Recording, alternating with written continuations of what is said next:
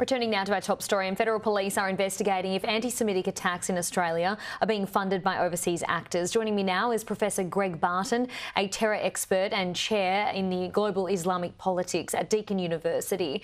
Greg, thank you for your time this afternoon. We are still, of course, waiting for more detail on this to be released, but what do you make of this warning? Well, first of all, I think it's significant that the AFP's gone public on it. They have their own reasons for doing so, but they speak of intelligence, and that's likely intelligence shared with them by our Five Eyes partners, as that's picking up on signals and communications.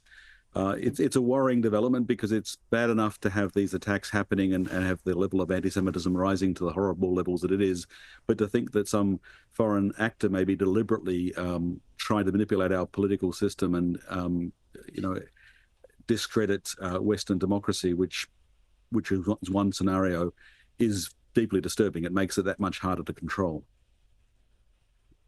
Greg, there's a lot there that I want to unpack with you, but firstly, perhaps we can start with, the warning has understandably stoked fear in the Jewish community, but also abroad as well. Why was no further detail released by the AFP? Why did they do that? Well, it's an ongoing operational matter. So they're releasing as much information as helps the operation and no more.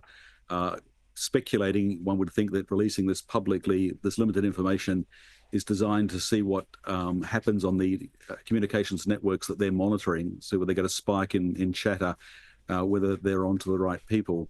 They must have their reasons for going public with this, but it's very easy to understand why they wouldn't go into details, because they're trying to track down people, possibly make arrests, certainly to disrupt what they're doing.